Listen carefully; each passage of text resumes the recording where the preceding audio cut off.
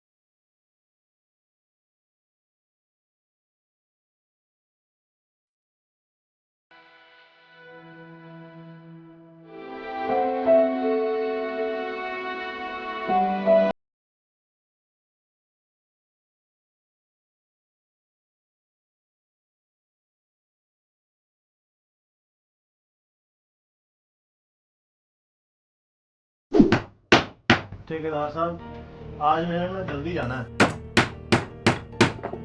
वो खैर तो है। मेरे ना बेटे की तबीयत खराब है। वो कौन से वाले की, छोटे की कि बड़े की? दूसरे बेटे की। उसको डॉक्टर के पास लेके जाना है। 9 बजे डॉक्टर ने उठ जाना है। 8 तो बज गए हैं। हाँ हाँ ठीक है, जल्दी जल्दी कर, फिर डॉक्टर उठ ना जाए। और हाँ मेरी बात सुन, इधर बैठ मेरे पास, इधर बैठ, इधर आ। मैंने ना तुमसे बड़ी अहम बात करनी थी। हाँ जी। कि अब तू काफी देर से मेरे पास इधर काम कर रहा है, तो मैंने तुम्हारे बारे में सोचना है ना, हाँ जी। क्योंकि तू बहुत अच्छे तरीके से मेरे साथ काम कर रहा है, काफी अरसे से हम एक दूसरे के साथ जुड़े हुए हैं। तो मैं ये कहना चाह रहा था कि अब माशाल्लाह तुम्हारे बच्चे 2 हो गए हैं, यानी तुम पहले 1 थे, फिर 2 हुए, अब तुम 4 हो गए हो अल्लाह की रहमत से माशाल्लाह। मैं ये कहना चाह रहा था कि तुम अपने काम को बढ़ाओ, सोचो अपने काम के बारे में, ताकि तुम अपने बच्चों के, अपनी बीवी के और अपने खर्चात पूरे कर सको। वैसे मुझे भी ना एक हेल्पर की जरूरत है यहाँ पे। हेल्पर की जरूरत है? हाँ, वो चाहे कोई लड़की हो जाए या लड़का हो जाए, वो तो कोई मसला नहीं। अच्छा। हाँ कोई मसला नहीं, कोई टेंशन नहीं।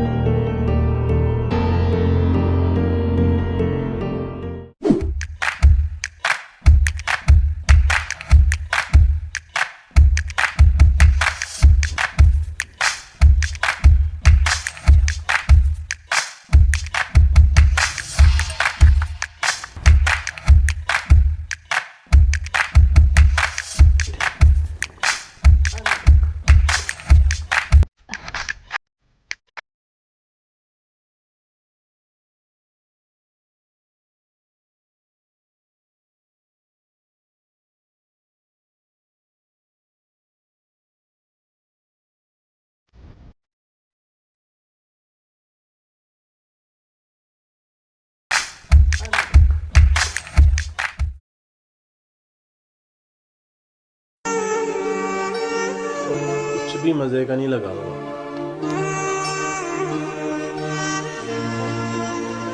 किसी एक चैनल पे रोके तो सही, क्या पता कोई अच्छी चीज लगी हो। हाँ ये ठीक है। ये कैसा चैनल लगाया है आपने? देखिए, औरतें कितना अजीब लिबास पहन के बेपर्दे में बैठी हुई हैं। बेपर्दा। ये हंसी किस बात की? और पर्दे के नाम पे ये तंज कैसा? मैं पर्दे पे तंज नहीं कर रहा सोफिया, मैं तुम्हारा पर्दा बेपर्दा की रट पे हंस रहा हूँ। आजकल के दौर में पर्दा सिर्फ मजाक बन के रह गया है। लाख कोशिश के बावजूद भी कोई भी पर्दे की पासदारी नहीं करता। मैं कर सकती थी पासदारी, और किसी हद तक मैंने की।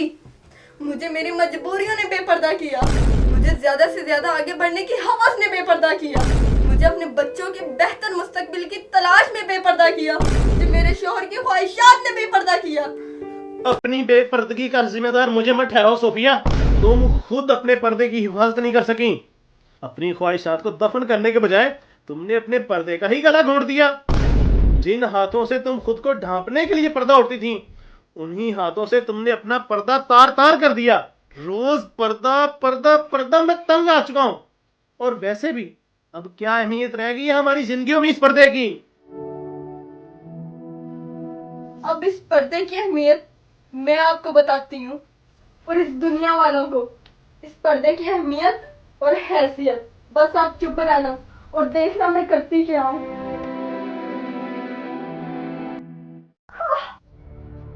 आतिफ छोड़ो मेरे बाल, मुझे पेन हो रही है। क्यों मारे हो मुझे आतिफ? आतिफ नहीं मारो प्लीज, आतिफ मेरे बाल। माँ क्या हुआ? माँ क्या हुआ? आप ऐसे क्यों रो रही हैं? क्या हुआ माँ जी? क्या हुआ माँ?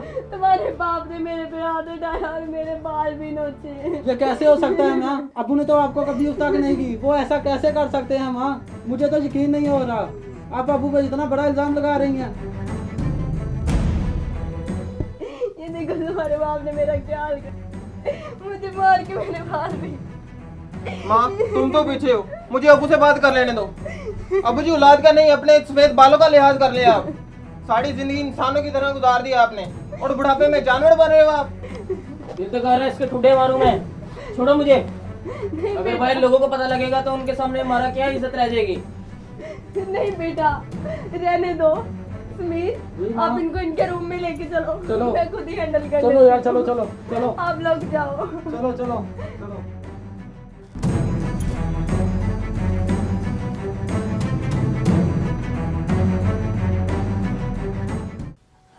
ये क्या बदतमीजी है सोफिया? आतिफ तुम्हें मैं समझाती हूँ। जब हमारा बड़ा बेटा समीर होने वाला था, तब मैं पर्दे में रहती थी घर में। वो पर्दे का एहतमाम करती थी और आप मेरा साथ देते थे।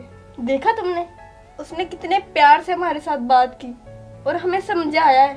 और हमारा दूसरा बेटा अबीर, जब ये पैदा होने वाला था, पर्दा मैं तब भी बहुत करती थी, लेकिन जब दोपहर का खाना मैं आपको देने जाती थी, कभी कभार मेरा नकाब हट जाता था। गैर महरम लोग मेरा चेहरा देखते थे। देख लो आज, उसने बातें तो बहुत की हैं, लेकिन उसने हाथ नहीं उठाया। और जब हमारा तीसरा बेटा पैदा होने वाला था, तब तो मैं आपके साथ दुकान में काम करती थी। हर आने जाने वाले लोग मुझे घूर घूर के देखते थे और मेरी मुसलसल बेपर्दगी होती थी। इसी वजह से मुनीर आपको मारने तक आया। अब तो आपको पर्दे की अहमियत पता चल ही गई होगी। आतिफ, मुझे माफ कर दो सोफिया। आतिफ, माफी तो हमें अपने खुदा से मांगनी चाहिए। हम दोनों ही इस गुनाह में मुर्तकिब हुए हैं। अल्लाह हमें माफ करे और हमें पर्दे की अहमियत समझने की तौफीक अता करे। आमीन।